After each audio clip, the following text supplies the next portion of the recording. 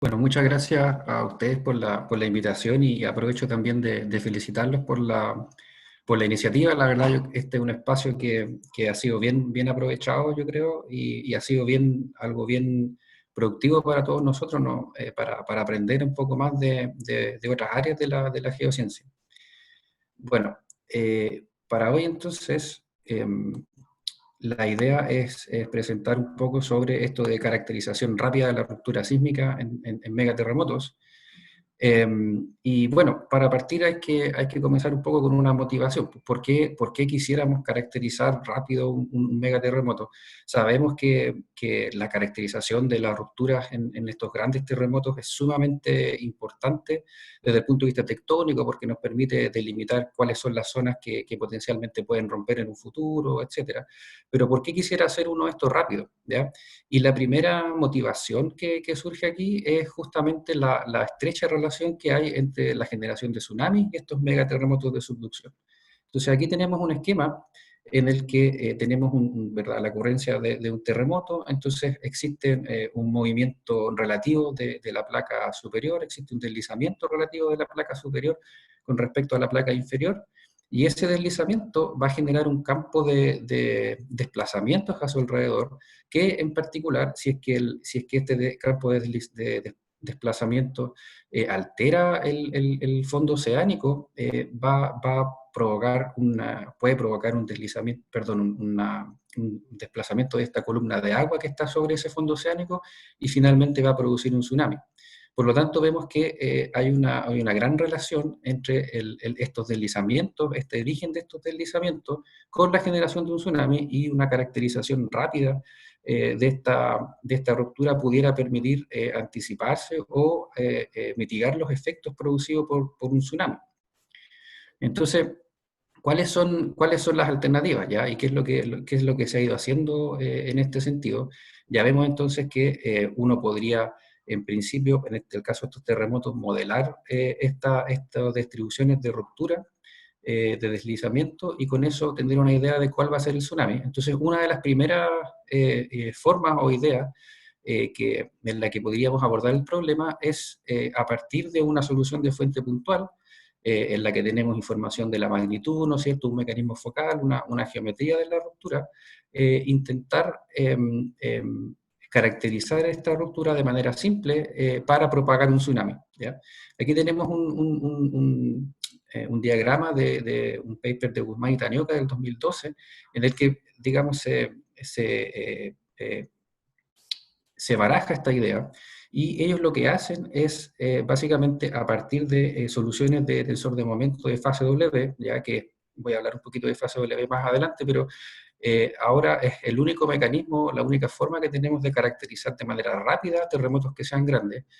Entonces, usando esta información de mecanismos focales de fase W, ellos prescriben diferentes planos de ruptura, ¿no es cierto? Aquí tenemos este plano de ruptura generado por una solución a los 5 minutos, ¿ya? Y vemos que no da tan preciso, da un poco pasado a la fosa, pero cuando ya llegamos a la última solución, que es la de acá, da un plano de ruptura suficientemente razonable. Entonces, luego de eso, se distribuye el deslizamiento en este plano de manera uniforme, ¿ya? Tal que la magnitud del evento alcance la magnitud de la fuente puntual. Y luego, entonces, una vez que tenemos ya un plano de ruptura, tenemos el deslizamiento, podemos propagar el tsunami. ¿Cuáles son las limitaciones de este método? Primero es que, bueno, propagar el tsunami requiere un gran poder de cálculo hasta la inundación, ¿ya? Entonces, siempre hay que considerar que eso va a ser un problema siempre si queremos ver el impacto hasta inundación o hasta, digamos, bien cerca de la costa. El cálculo de tsunami va a requerir mucho tiempo. Pero algunas otras limitaciones son que además pudiera ser difícil contar con mecanismos focales robustos dado el marco de tiempo. Ya si uno quiere tener esto súper rápido, ya en muy pocos minutos, muy probablemente no van a haber mecanismos focales tan robustos. Ya estamos hablando, no sé, a lo mejor en 5 minutos pudiéramos tener uno. Observen aquí cómo da el plano con el mecanismo focal de los 5 minutos. Entonces pudiera ser que no fuera tan robusto dado el marco de tiempo, ¿ya? Y además, sabemos que las rupturas, el slip no está uniformemente distribuido en la ruptura, por lo tanto, cuando hablamos de rupturas heterogéneas, pueden quedar muy mal representadas. Entonces, por ejemplo, si el slip está concentrado muy hacia la parte somera de la falla, ese evento va a ser más tsunamigénico.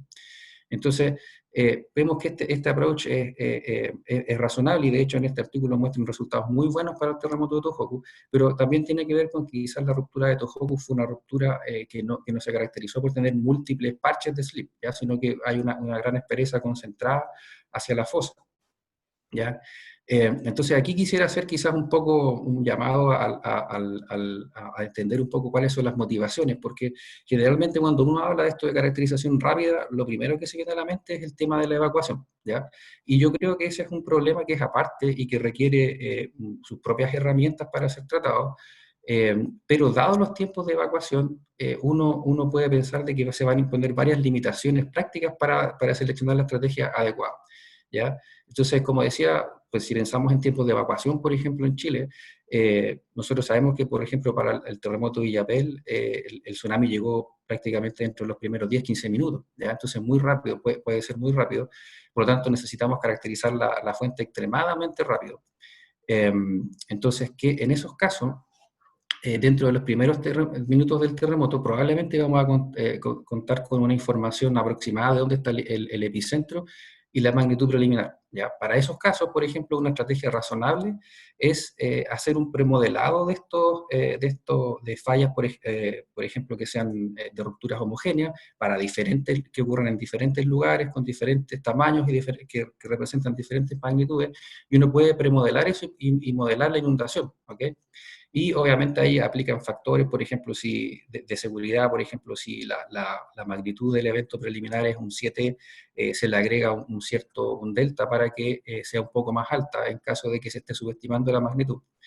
Y entonces luego se recurre a esta base de datos, se selecciona el modelo que sea el más conservador, ya que genere el tsunami más grande, en base, digamos, a los eventos parecidos, y con eso uno puede tener una idea del impacto del tsunami rápidamente sin tener que recurrir a modelar en detalle la fuente, ¿ya? Esta idea es la que ocupa actualmente el CIPAT, que es el Sistema Integrado de Predicción y Alerta de Tsunami, ¿ya? Y el funcionamiento está reportado en este artículo de Catalán. Eh, Ahora, ¿qué es lo que pasa? Que hay que considerar que la evacuación es solo el primer paso de la respuesta a la emergencia, ¿ya? Generalmente, entonces, yo trato de desprenderme un poco de la idea de tener la evacuación como una limitante, porque creo que para eso hay herramientas que tienen que ser muy, muy específicas, ¿ya? Pero la evacuación es solo el primer paso, ¿ya? O sea, luego de que ocurre el terremoto, obviamente va a haber que responder a la emergencia, ¿ya? Y para los que estuvimos para el terremoto del Maule, por ejemplo, el, el, el, el 2010, vemos que cuando no hay un conocimiento de qué es lo que ocurrió exactamente dentro de las primeras horas, eso puede generar que la ayuda sea errática, ¿no es cierto? Entonces las autoridades pueden tomar decisiones más informadas si tienen una idea mejor de cuál fue el impacto o qué pueden esperar del terremoto, ¿ya? Por lo tanto, no es inútil seguir refinando a medida que transcurre el tiempo, ir mejorando nuestra información de la fuente, ir alimentándola y ser capaces de tener una descripción un poquito más detallada.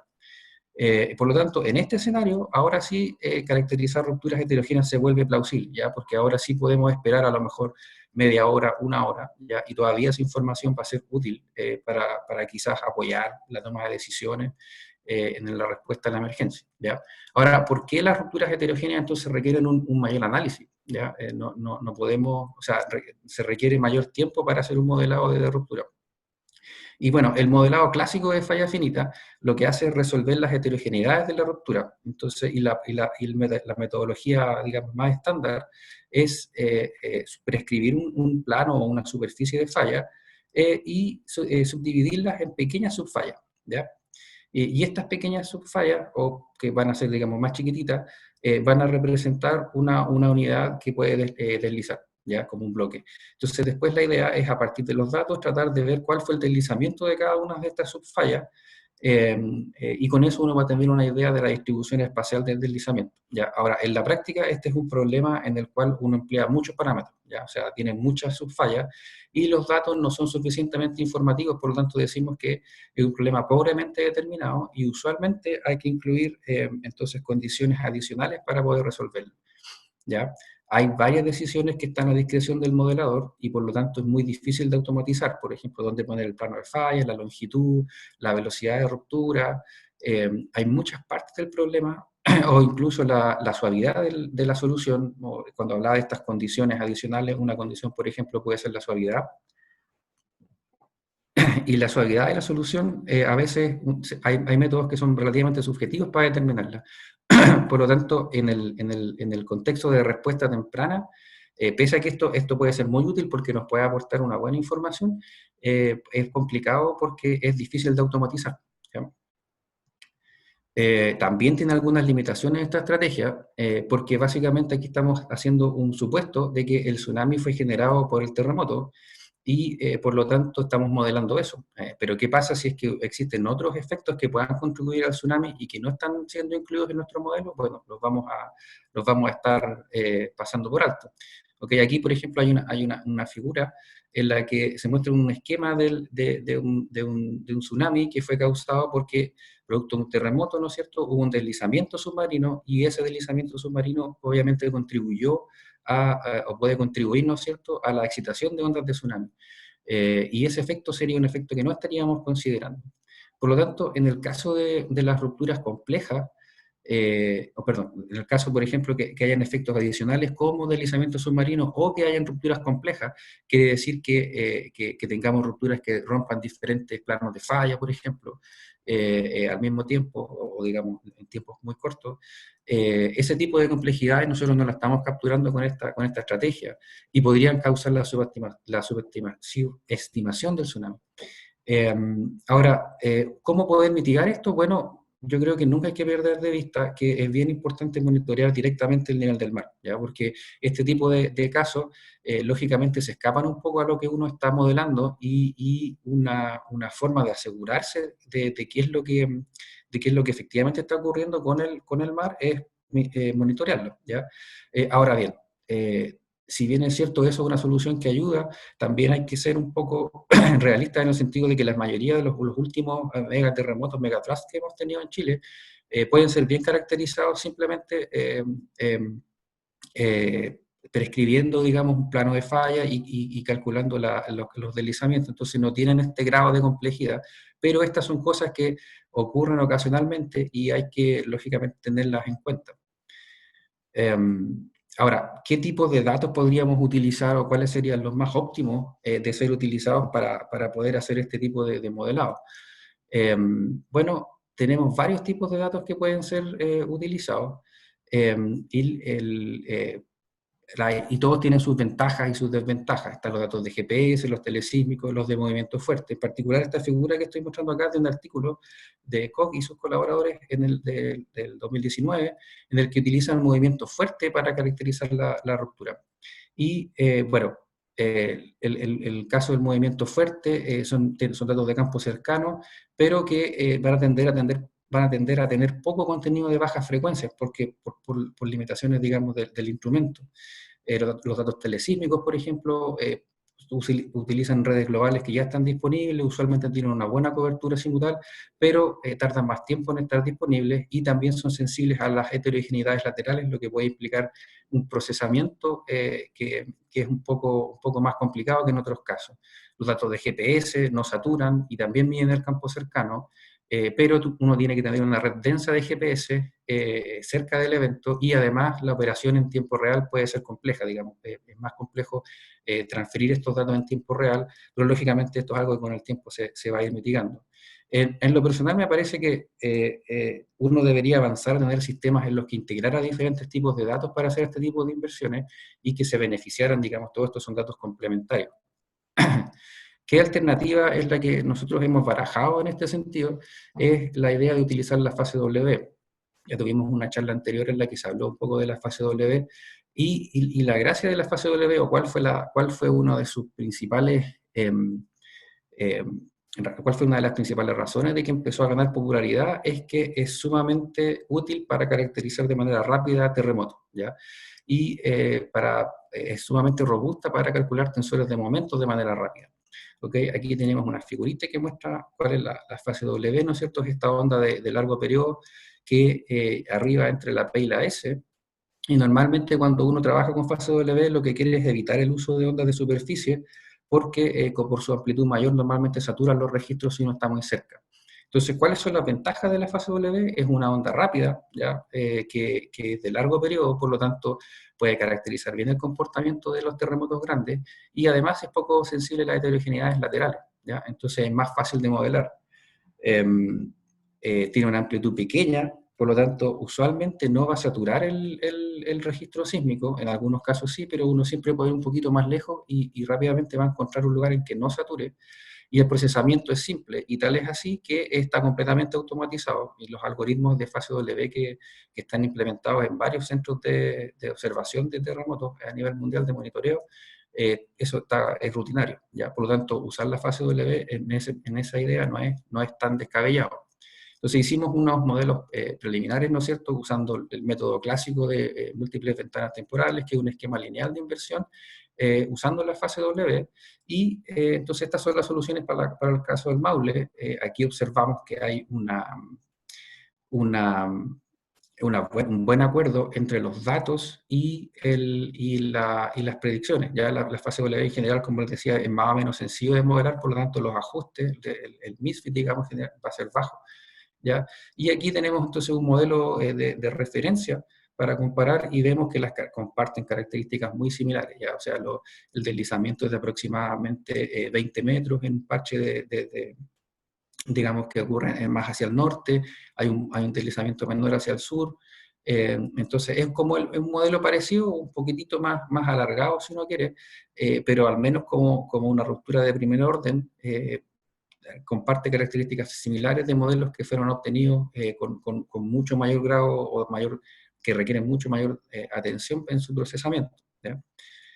Parecido para el caso de Tohoku, también nuevamente los ajustes son bastante buenos, y en este caso nuevamente lo que encontramos es que la solución, comparada con la solución de referencia, da como un poco más estirado, ¿no es cierto? Pero también da mucho slip hacia la fosa, que es algo que es compartido, y sabemos que hoy en día que este terremoto es consistente con una ruptura muy superficial, compacta cerca de la fosa, y que es algo bien similar a lo que lo encontramos nosotros. Entonces, al menos en principio uno podría decir que la fase W está resolviendo detalles de la ruptura, detalles espaciales de la ruptura, pero queda una duda, y aquí eso es algo, una crítica que hemos recibido, que uno dice, bueno, la fase W tiene periodos extremadamente largos, ya estamos hablando entre 100, bueno, o 200 a 1000 segundos, por lo tanto, los detalles, ¿no es cierto?, de la ruptura van a estar escondidos detrás de estos periodos.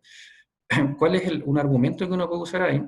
Y que nosotros hemos encontrado que la verdad funciona bien, que el poder de resolución espacial de la fase W también tiene mucho que ver con las fases. ¿Ya? La fase W es muy sensible a diferencias en el tiempo de arribo y por lo tanto puede distinguir muy bien las fases en los sismogramas, ¿ya? Entonces, si se fijan acá, nosotros no hacemos ninguna corrección, a diferencia de otros métodos, por ejemplo, que usan ondas de superficie, en los que se tiene que hacer una corrección por heterogeneidades laterales.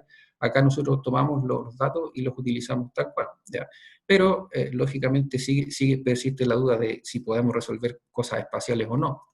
Y aquí hicimos un estudio en el 2014 en el que utilizamos un marco de inversión sumamente robusto, ya que es un marco de inversión bayesiana transdimensional. Voy a hablar un poquito después de inversiones bayesianas, pero para este caso lo más importante es que en este esquema de inversiones lo que tengo aquí el deslizamiento para el terremoto del Maule, ¿ya?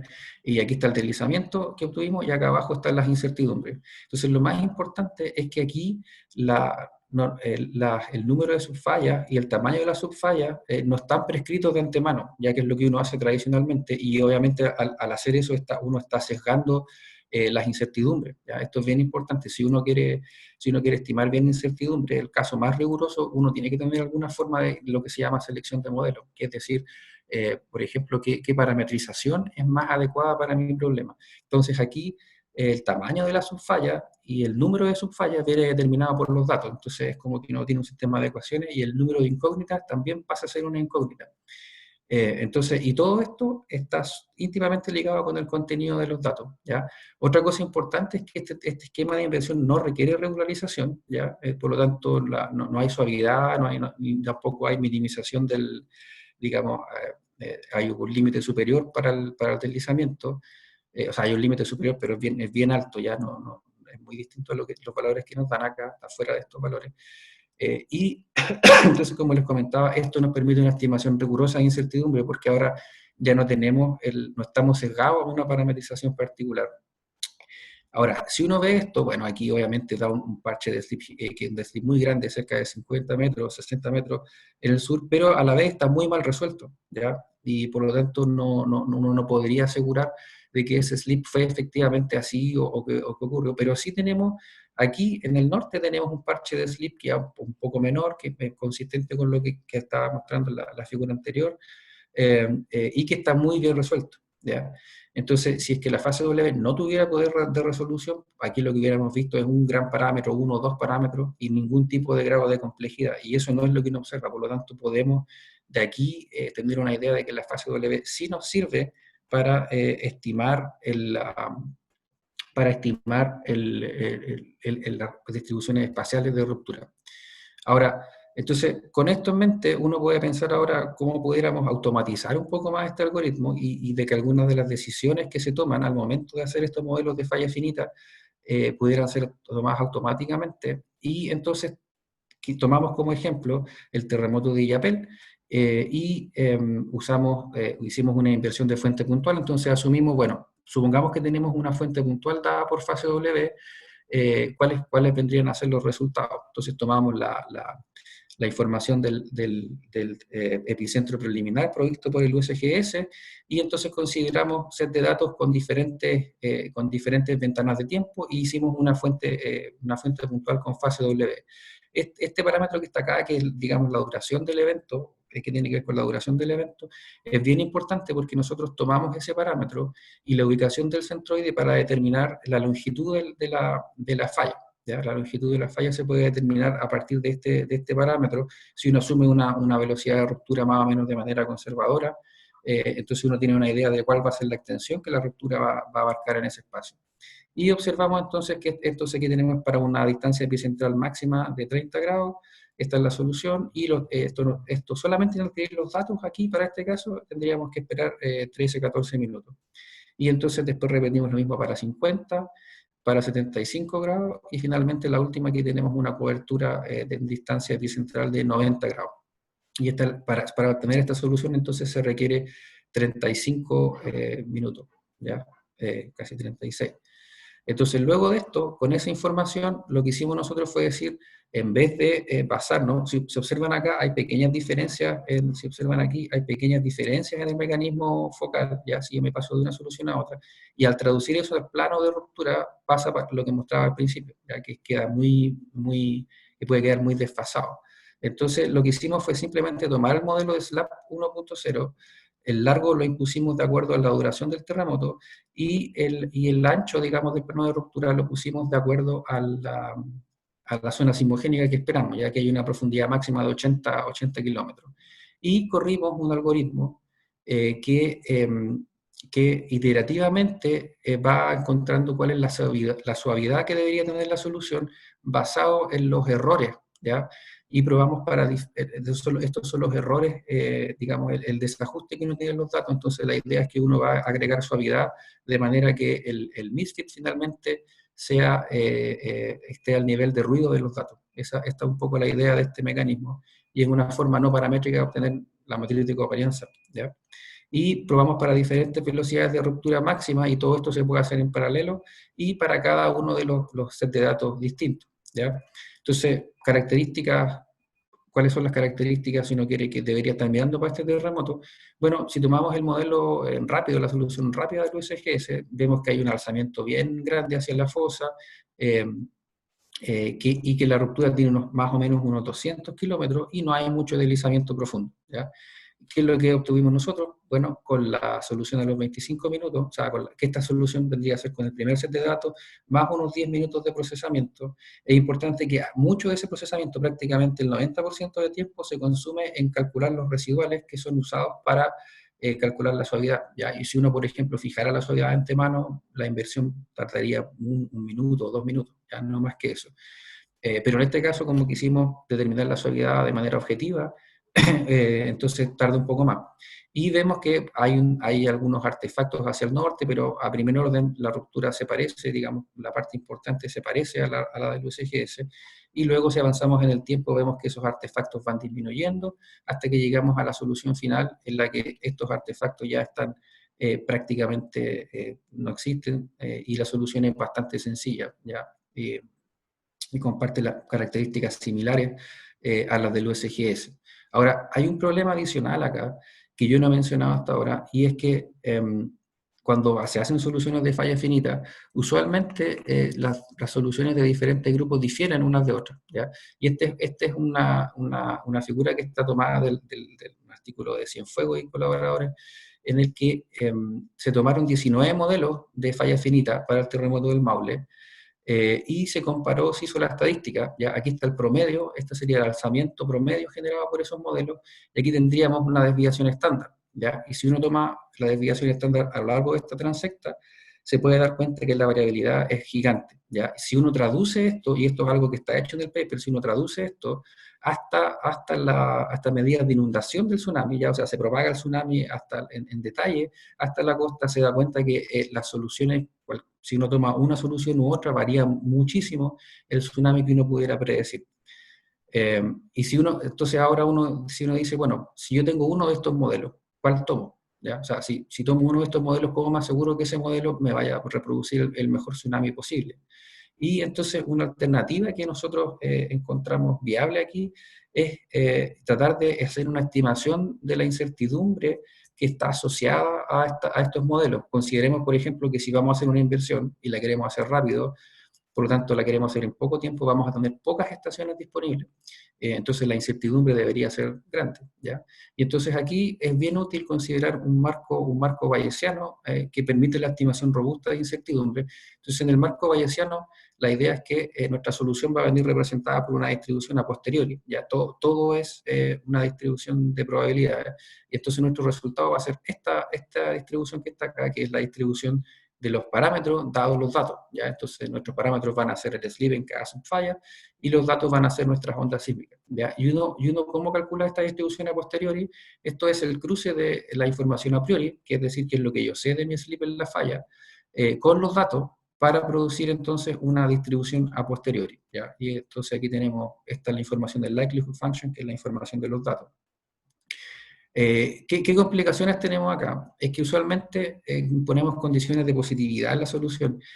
Si no impusiéramos condiciones de positividad, básicamente podríamos usar un prior gaussiano, un likelihood gaussiano, y obtendríamos un posterior gaussiano, y sería todo sencillo, ¿ya? Pero si ponemos condiciones de positividad, el prior ya no puede ser gaussiano, sino que en el mejor de los casos sería una distribución truncada, una normal truncada, ¿ya? Si uno quiere seguir usando una distribución normal, la puede truncar, ¿ya? Pero en tal caso no hay expresiones analíticas que calculen la incertidumbre. Eso sí que en 2018 Noquet desarrolló algunas expresiones que son semi-analíticas y que permiten trabajar con prior que son gaussianos truncados, pero obviamente también requieren integración numérica, ya, y hay una serie de complejidades derivadas de usar estas distribuciones truncadas. Una alternativa es trabajar con priors que tengan un soporte que sea naturalmente positivo, ¿ok?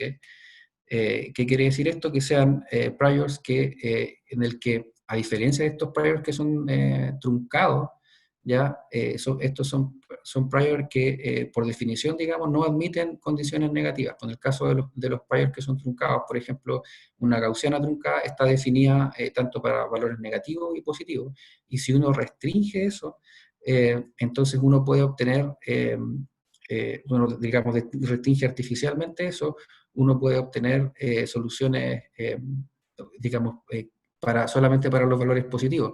Pero ya la estadística de esa distribución, o sea, todo lo que sabíamos de esa distribución, los momentos, incluida la matriz de covarianza, la constante normalización, son cosas que hay que calcular de nuevo, ¿ya? Porque al truncarla ya estamos perdiendo esas propiedades. Entonces, si trabajamos con priors que tengan soporte que naturalmente, por definición, serán positivos, pudiéramos mitigar un poco ese problema, ¿ya? Entonces, una propuesta nuestra es decir, bueno, trabajemos con priors que son log normales, ¿ya? Y las distribuciones log normales son intrínsecamente positivas, ¿ya? No admiten la probabilidad para valores negativos es cero, digamos, por construcción. Entonces, y esto se traduce en nuestro problema en hacer una transformación de coordenadas para imponer positividad. Entonces, nosotros, si M es el slip, digamos, perdón, si M es el slip, M grande es el slip, no, miento, el M chico es el slip, entonces nosotros podemos definir un parámetro M grande como el logaritmo del deslizamiento. ¿Ok? Ahí sí. Entonces, en este caso, como esta variable está definida como logaritmo de m chico, entonces esto va a ser, m chico va a ser intrínsecamente positivo, ¿ok? No, y no hay que hacer nada adicional. Eh, ¿Cuál es el problema si hacemos este cambio de variable y ahora nosotros lo que queremos hacer es trabajar con m grande, ¿ya? Es que el problema se vuelve no lineal, ¿ya? Y entonces tenemos que usar una linealización iterativa. Pero hay métodos, digamos, y tenemos lo que son las matrices hessianas que se pueden ocupar para estos esquemas de linealización iterativa. Se pueden ser calculadas analíticamente, por lo tanto esta optimización es bastante eficiente y da resultados bastante buenos. Y bueno, el resultado es que entonces ahora la distribución a posteriori es log normal, ¿ya? Por lo tanto refleja esto de que los parámetros están definidos en la parte positiva, ¿ya? Entonces, y si nosotros hacemos una aproximación gaussiana en torno al map, ¿ya? Entonces podemos estimar, el map es la solución máxima a posteriori, ya que vendría a ser el máximo de la distribución a posteriori. Y si nosotros aproximamos como una gaussiana en torno a esa solución, podemos hacer una estimación de la incertidumbre. Y aquí tenemos entonces cuál sería el esquema. Ahora, en vez de decir que el slip va a dar 1 metro, 2 metros, básicamente el slip va a estar descrito por una función de probabilidades, ya en cada subfalla. Y esta función de probabilidades va a ser una log normal. ¿Ya? Pero a esa distribución de probabilidades le podemos calcular de todo, un promedio, una máxima, ¿no es cierto?, que vendría a ser la moda, etc. Y en el caso de los esquemas numéricos, ya cuando uno resuelve estos problemas por esquemas numéricos, el equivalente sería a lo que uno hace haciendo un histograma, ¿no es cierto? Entonces uno va y trata de recuperar para cada subfalla, entonces trata de recuperar cuál es el slip asociado a esa subfalla.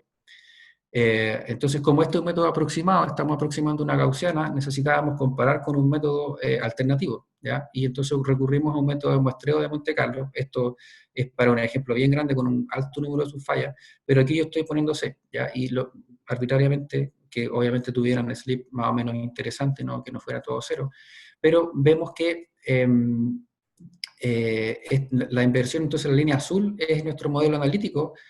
Esta línea roja representa el modelo objetivo, el target, y entonces el muestreo usando cadenas de Markov está mostrado en estos histogramas aquí en plomito. Y lo que se ve es que hay un acuerdo en general bastante bueno entre lo que muestran los esquemas de muestreo y nuestra aproximación. Por lo tanto, eso sugeriría que nuestra aproximación lineal, digamos, o gaussiana en torno al map es bastante buena. Y la gran diferencia es que el muestreo MCMC tardó 12 horas usando 12 CPU y nosotros la inversión, digamos, linealizada tomó unos 10 segundos en un computador de escritorio. Entonces ahí uno puede obtener una idea de cuáles son cuál es la eficiencia asociada a este tipo de inversiones, ¿ya? Bueno, y entonces aplicamos esto al terremoto de Illapel. En este caso utilizamos ondas superficiales, ¿ya? Una de las cosas que apareció aquí es que uno puede, que al aplicar esta transformación del logaritmo, la primera idea entonces es ocupar esta misma transformación en el prior, ¿ya? Y si uno ocupa esto directo, lo que ocurre es que va a suavizar, ¿ya? Si uno ocupa un prior de suavidad, va a suavizar en el espacio logarítmico, entonces eso puede conducir a que hayan digamos, slip más concentrados, ya que la solución puede tener slip más concentrados que cuando uno suaviza normalmente. Ahora, esto no necesariamente es una limitación del método, y uno podría en principio imponer suavidad en el slip directamente y no en el logaritmo del slip, ¿ya? Pero esas son cosas que hay que ir considerando en el futuro, ¿ya? Pero en términos de la incertidumbre, entonces nosotros vemos que nuevamente aparece un slip bien, bien grande en la parte superior de la falla, y hacia abajo también tenemos una incertidumbre, que esta es la incertidumbre, esta es la distribución de slip. Entonces vemos que hay una incertidumbre que es un poco más que es reducida, pero también hay una incertidumbre más o menos correlacionada con los lugares donde tenemos slip, ¿ya? Entonces los lugares donde no hay slip, podríamos decir, están más o menos bien resueltos, y la incertidumbre aquí está asociada con que vemos algo, pero no sabemos exactamente qué tan grande es, ¿ya? Y ahora, si nos vamos en términos de analizar el rake, la figura, lo que estoy mostrando acá, entonces serían las dos componentes de rake que se usaron en la inversión, son obviamente ortogonales. Usamos una componente de 45 grados y la otra en 135 grados, y por lo tanto el rake de 90 está representado aquí en esta figura en diagonal, ¿ya?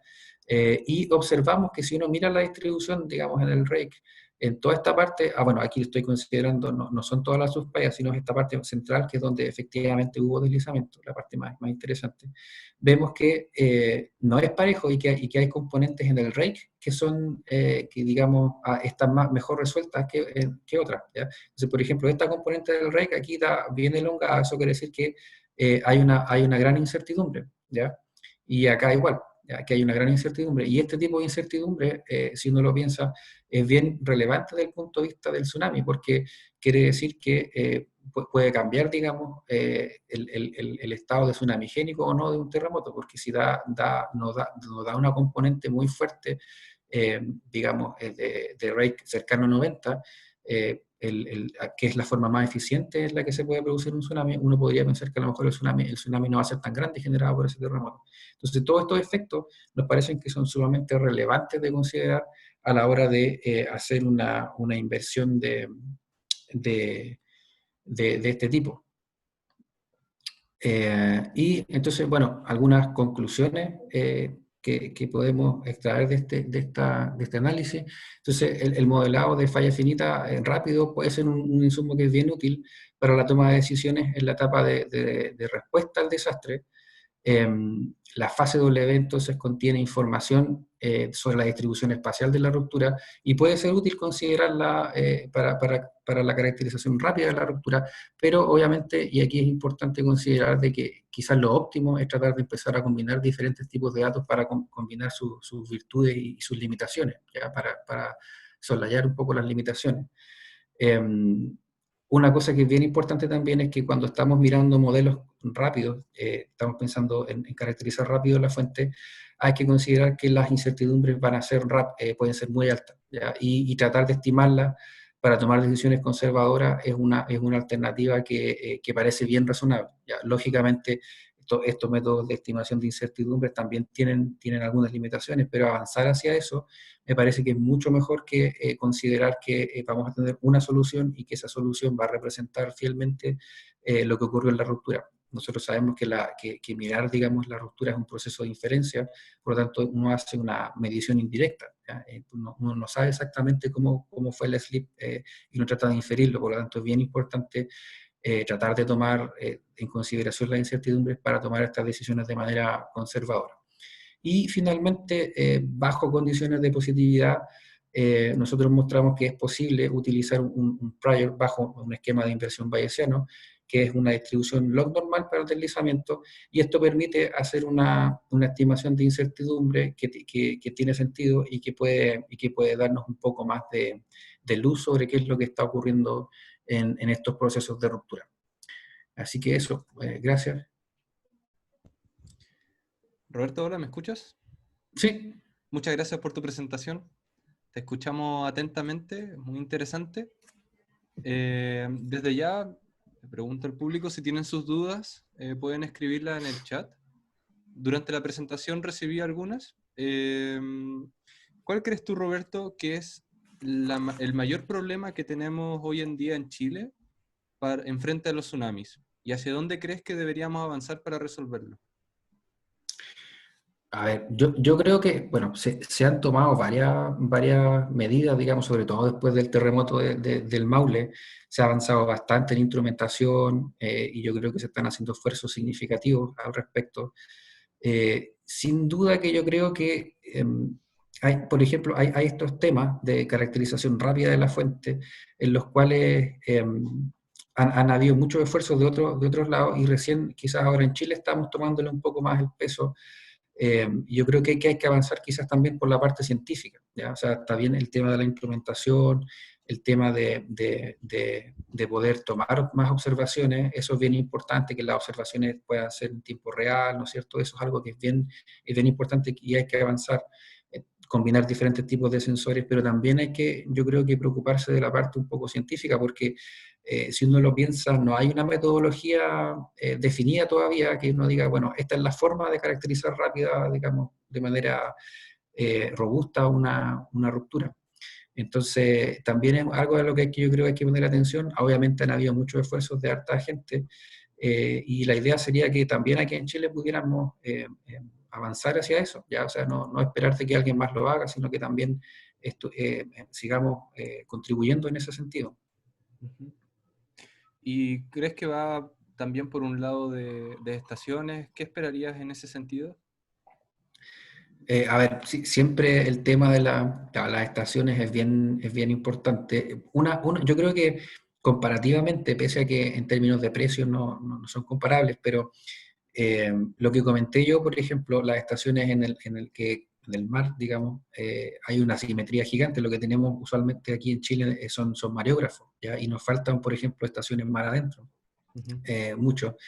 Y obviamente también hay que yo creo que ha avanzado mucho el tema de la instrumentación en tierra, digamos, y tenemos distintos tipos de sensores, hay strong motion, tenemos GPS, pero quizás hacia el mar todavía estamos un poquito al debe, yo creo.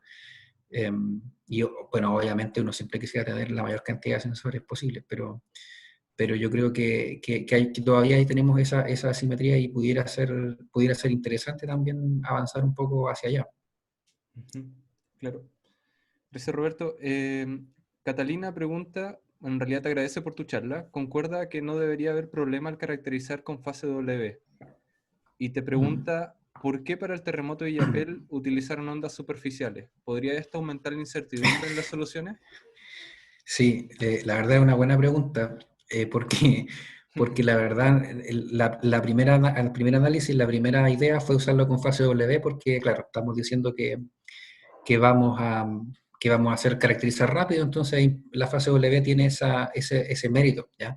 Pero ¿qué pasa? Que como mencioné, hay resistencia y la primera vez que enviamos el artículo, entonces a uno de los revisores no le gustó que usáramos la fase W, pese que ya estaba este estudio del 2014 que mostré recién, en el Ujú. que yo creo que más o menos queda claro que la fase W sí puede resolver algunos aspectos de la ruptura y usada, por ejemplo, en complemento con otros datos puede aportar mucho, pero simplemente, digamos, estaba esta idea de que la fase W simplemente no podía ver la variación de la ruptura, entonces decidimos, bueno, la metodología es transparente a los datos, ¿no? Por lo tanto podemos usar otras ondas, entonces usemos ondas de superficie que están súper usadas ya y que es difícil que alguien vaya a objetarnos, digamos, por qué usar una onda de superficie para probar la metodología, ¿ya? Pero en todo caso yo tengo, o sea, todos estos mismos cálculos los hice con fase W y los resultados también son razonables. La gracia de la metodología que mostré es que es transparente a los datos. Ujú. Entonces uno podría usar esto no sé, con datos de GPS, con datos INSA, con distintos tipos de datos, ¿ya? Entonces, básicamente lo único que requiere uno es que el modelo forward sea lineal, ¿ya? O sea, que uno obtenga, digamos, una multiplicación de una matriz o sea, que la predicción sea calculada como la multiplicación de una matriz por los parámetros. Ujú. Y yendo en esa misma línea, porque si recordamos la primera charla de este mes de Catalina, ella mencionó que había incorporado fase W y ondas superficiales para modelar, en este caso, una fuente puntual. ¿Esto es Uh -huh. posible realizarlo con la fuente finita? Sé que lo introdujiste un poco, pero para este caso... Claro, sí, yo creo que es perfectamente posible e incluso deseable. Yo insisto, yo no estoy diciendo que la fase W vaya a revelar cada aspecto de la ruptura, pero quizás lo que hay que considerar ahí es que si uno lo mira en el contexto de respuesta rápida, las ondas de superficie se demoran más, entonces habría que esperar más, pero no es impensado, digamos, que uno pudiera tener una solución preliminar con fase W y que después fuese esa solución volviéndose más robusta, por ejemplo, con ondas de Con superficie, incorporación. con información de ondas de cuerpo, etcétera. Ujú. Bueno, aquí Catalina agradece tu respuesta. Por otro lado, tenía una pregunta porque tú mostraste el paper de Koch, los resultados. Ujú. ¿Qué tan rápida es esa caracterización rápida? Ellos lo que, bueno, es bien rápida, lo que ellos hacen eh, puede estar dentro de los primeros 15 minutos, quizá un poco antes, ya al menos esas son las líneas de tiempo que ellos ponían. Es una cosa que es bien comparable a lo que se puede hacer si uno considera fase W, por ejemplo, hasta los 30 grados, pero hay una diferencia sustancial y es que me parece que en el algoritmo que ellos ocupan de inversión, eh, se fija el parámetro de suavidad está fijo de antemano. Y como les mostré yo en el diagrama, yo hago un montón de inversiones para poder determinar ese parámetro y ahí es donde se va a dar todo el tiempo. O sea, la inversión por ejemplo, datos hasta 30 grados toma 10 minutos, pero si uno ahora, fijar eso de antemano obviamente requiere harto análisis y ver cuál puede ser un valor sensible, ¿ya? No es llegar y poner cualquier cosa. Ujú. Pero si uno hiciera ese análisis y pudiera fijar ese valor de suavidad, quizás podrían haber tiempos comparables, ¿ya? Ahora, esto, lógicamente, yo siempre pienso, si uno considera dentro del marco de una hora, ya después de ocurrido el terremoto, ya es algo, un resultado bueno. Insisto, removiendo la presión de la evacuación, digamos. Eso es un tema Claro, aparte. es un tema aparte. Bueno, muchas gracias Roberto por tu presentación. Ha sido bastante grato escuchar un poco sobre caracterización rápida de ruptura sísmica y sobre todo tu trabajo ahora con fase W y con el terremoto de Maule y Yapel que mostraste ahora recientemente con las ondas superficiales. Eh, a todo el público, muchas gracias por asistir. Eh, Muchas gracias por asistir y seguir participando. La verdad es que sin su participación sería imposible llevar a cabo estas charlas virtuales y de hecho el próximo mes continuamos gracias a esta buena participación. En este caso vamos a continuar con algunos académicos reconocidos dentro de sus áreas y lo más interesante es que van a ser académicos de diferentes países de Latinoamérica. Entonces, estén atentos a que vamos a publicar el siguiente mapa con las fechas y los horarios y cada uno de esos autores con su respectivo tema, que obviamente va a ser relacionado a geociencias. Así que muchas gracias Roberto nuevamente, muchas gracias a todos por participar y nos vemos el próximo jueves.